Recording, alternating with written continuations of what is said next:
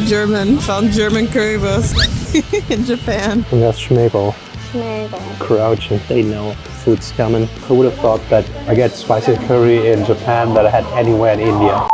This right here is the street we're staying on. It's pretty central here in Hiroshima. And the street already looks pretty awesome. You have so many of these signs and lights on there, and I can only imagine it looks amazing in the evening. But yeah, dude, the sun is out, 20 degrees today. Absolutely awesome weather to explore the city and a good start to Japan. And dude, there's so many little nuances I already noticed that you only know from like videos and movies. Just look how these streets look, man. They look so different than Europe. And so do the cars, dude. I don't know. It's so... I can't believe that we're here. They're way smaller than the US, the cars here. We are in the city of Hiroshima, Japan, that you may have seen in our previous videos where we visit some of the iconic sites like Hiroshima Castle, the Peace Park and Atomic Bomb Dome, and Memorial Museum. And today we are going to continue our adventures through the city, and of course try some more delicious Japanese food along the way. And on our way to our first destination, we did not make it very far before Phil wanted to try a legendary Famichiki. Alright, I had to do it, little morning brunch snack here. The Family Mart, famous for its fried chicken. Apparently all the konbinis, the little convenience stores in Japan, have a lot of snacks that are supposedly really good. So I got the fried chicken here, which is like 200 yen.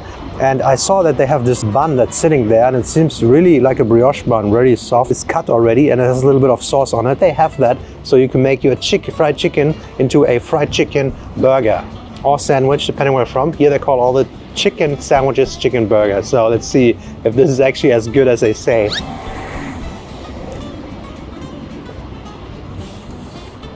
No way, man. Wow, look at that. I love the amount of dark meat in Asia. It's awesome. It's actually really juicy, the meat, and it has a slight like dough batter around and then the crispy outside. This is, I kid you not, a really good piece of fried chicken. I know what I'm eating for the next couple of weeks. And now that Phil has some chicken in his belly, we head over to the Shukkeien Garden to admire some of the early blooming flowers. Alright, check it out. After that meal, we need to walk it off a little bit, and we came to Shukkeien Garden, which is this beautiful botanical garden up here in the northern part of the city center. Pretty central and still. And the cherry blossoms have started right now. It's early April and they just started to bloom, and it's so pretty. Yeah, I love it. Out. Not in full bloom, but we're going to be here for the next couple of weeks and we'll travel around. I hope we catch them in every city. Oh, this is so pretty. We did not plan this. When we started our travel, we did not plan on visiting Japan, but we made it work, and we're going to be broke after this trip, but totally worth it. Yeah. And trying not to stress too much about the future, we enjoy the present as we walk through the 16th century garden with all of the flowering trees and beautiful large koi pond. These fish are so used to people. He's barely backing up. They know food's coming because everybody can buy the food at the front. Look at that, we're in the Shire, and that's schmegel. Crouching. The name Shukkeien can be translated to shrunken scenery, which accurately describes this garden with a miniature version of mountains, valleys, and waterways in the heart of the city. So apparently this botanical garden was built to represent or recreate every landscape that you can find in Japan. So right now we're walking through a nice bamboo forest, which is super cool looking. Turn around, get the hillside over there, a lot of water, very hilly. It's just such a nice oasis to come into. Not that the city is super stressful, it is really not. I absolutely love this garden and the atmosphere. It is so peaceful, and yet you can still see the tall surrounding buildings of the city. It really feels like an oasis inside of a concrete jungle.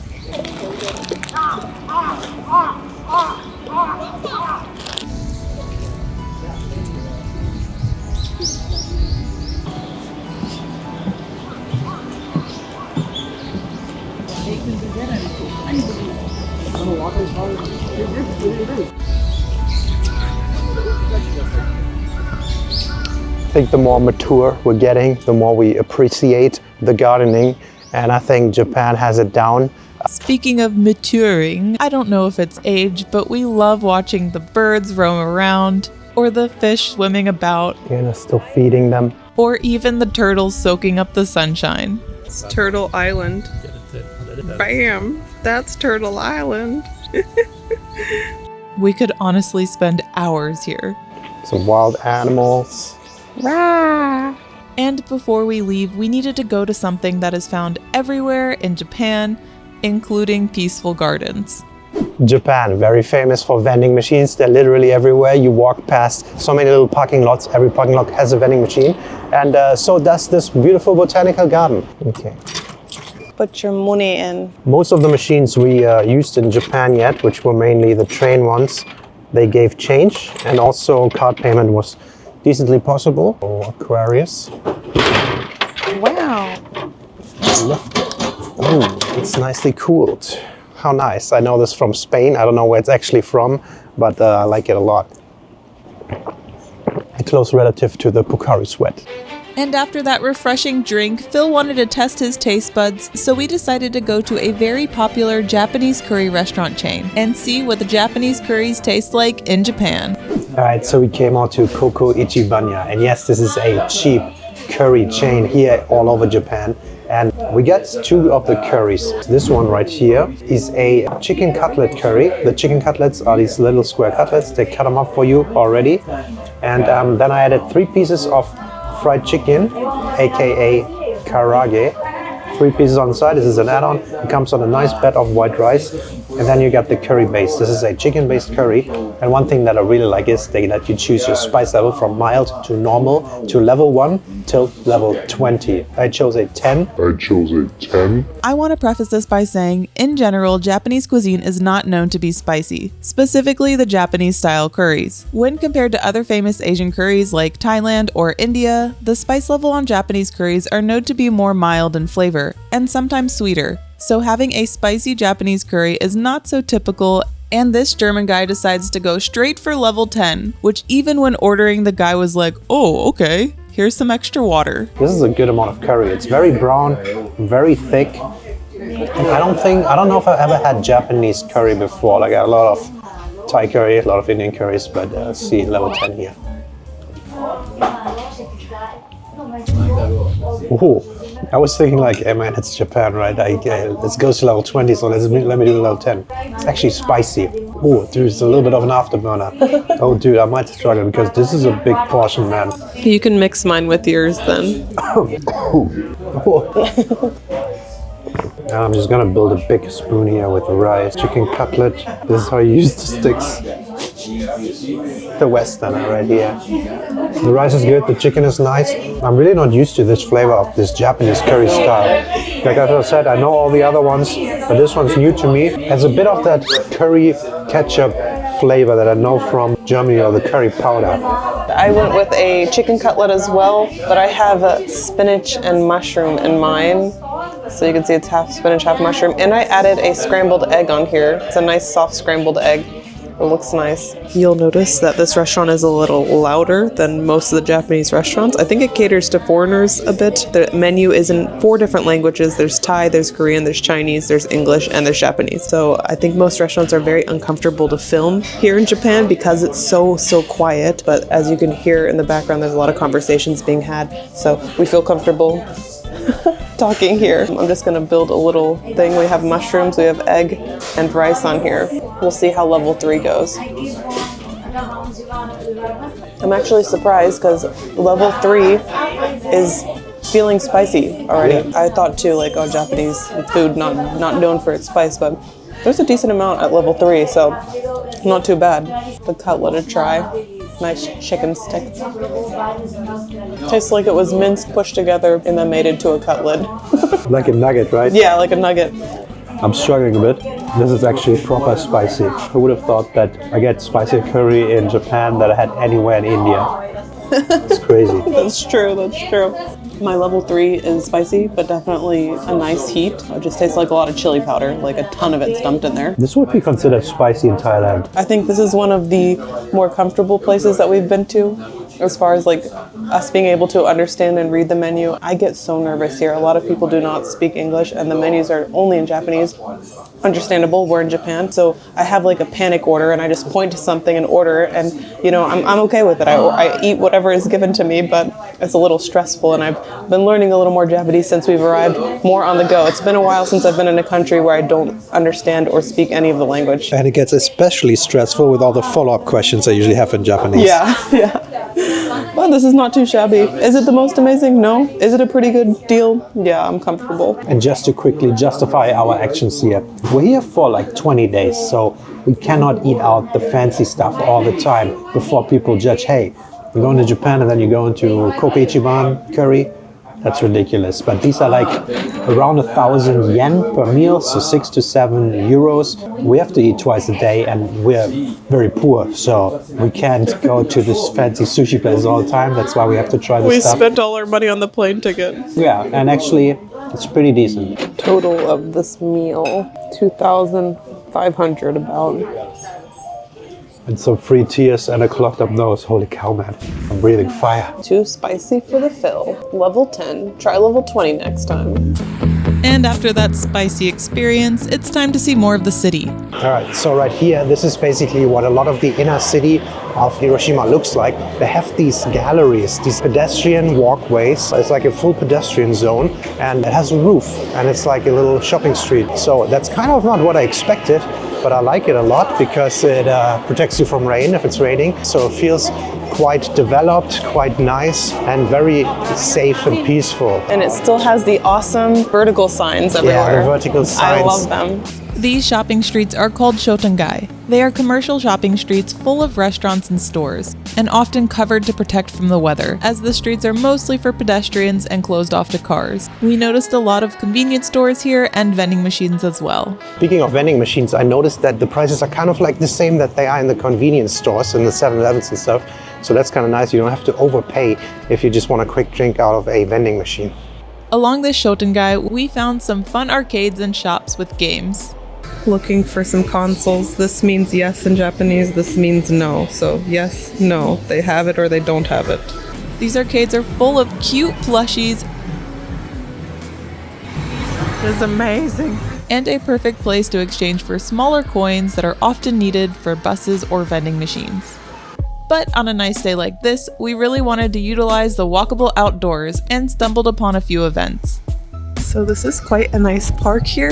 It's this nice paved area. Looks like there is a secondhand book sale going on there. And it's awesome. It's Friday and the sun is out, and I think it's only going to get busier throughout the weekend. So this peace bell was created with the scraps after the dropping of the bomb. And it shows that it was moved in 1949, but this is interesting to see what it looked like in 1949. We were just there. This is the A-bomb dome, and you see the big buildings are not there. That's currently built around. So we found this Japanese street food, but look at, there's currywurst. It says German. It says German soul food, currywurst. The German. Found German currywurst in Japan. While some of that food did look delicious, we decided to go back to our hotel room and rest up before going back out in the evening. And here is our hotel room. We were looking for hotels with 2 beds because the double beds in Japan are usually very small and often smaller than a queen-sized bed. And Phil and I would not be able to sleep comfortably together on that small of a mattress with 1 blanket. This hotel room was clean with a small desk and kettle that we used to make coffee a few mornings. And this hotel had a bathroom with a walk-in shower and Western-style toilet with an oh-so-wonderful bidet. This room was 12,930 yen per night, which is about $86 at a place called Smile Hotel. Plus, we got robes and slippers. So we took a little break and went into the room. Now it's about sunset. It's like 6:30 right now. And the plan is to go out for some sushi for the first time in Japan. It will be great. However, the problem is it's a Friday evening and it seems to be getting very busy right now. So all the good restaurants, for the ones that are high in demand, there might be lines, so we might get it, we might not, well, we shall see. And I cannot express how incredible the atmosphere feels walking around the city at night. The neon lights are turned on, which only enhances the city vibes. The streets are busier than during the day, and even though we are in a city with cars, buses, and public transportation, the noise pollution is minimal, and car horns are seldom heard. As someone who grew up in the USA and now lives in a city in Germany, walking through this quiet city feels like a giant contradiction. We just came to this sushi place. For some reason they're closed. Gotta find something else. And with that, we decided to go back over to this local udon restaurant we wanted to eat at for lunch, but the line was way too long at the time. We were able to walk right in, passing this little guy on the way in. I ordered a hot sake, and Phil ordered an Asahi beer. The sake must have hit me harder than I thought, because I thought I filmed an entire taste testing section, but I can't seem to find that clip. But thank goodness for B-roll, right? I ended up ordering an udon soup with lots of seafood and meat inside. This restaurant specializes in udon noodles, and it was top-notch. We like to share our dishes because sharing is caring, and I thought I filmed a clip of Phil and I trying it, but yeah, you know how that went. Phil ordered an oyakodon, which is a Japanese rice bowl with chicken, green onions, and eggs all together. We're at this udon noodle place, eating a lot of udon, and it's awesome. I got a seafood mixture udon and has I'll show you. It was a very local and enjoyable restaurant, and after our meal, we totally understood why there was such a long line earlier in the day. So we just came from this restaurant, which we don't know the name of because it's all in Japanese characters. Japanese characters. I had an okayodon for the first time, which means chicken and egg rice bowl. That was really good. Very rich in flavor, very rich in taste, and what the hell? I had one beer and a little bit of sake. I had some sake and an udon bowl with seafood and a whole bunch of different mixtures, like beef was in there, pork was in there, and it was really, really good. Mine came with a little side bowl of udon soup, and dude, the udon noodles there, really nice. I like really the noodles a lot. Soft boiled, I love that, and I think udon is superior to soba. Whoa, that's a hot Can't take. say that in this area, but I think take, man. I like it. I wouldn't go that far. It was good though. Now off to the night. Let's find more sake this way. Kind of refreshing speaking English so I could practice Japanese. I was like, Kirejito kato daijoubu desu ka? Can we use a credit card? Can we pay with credit card? Yeah. Learning phrases. And it worked, and yeah, that was a good experience, but now it's some ice cream. You need to go to the next Family Mart.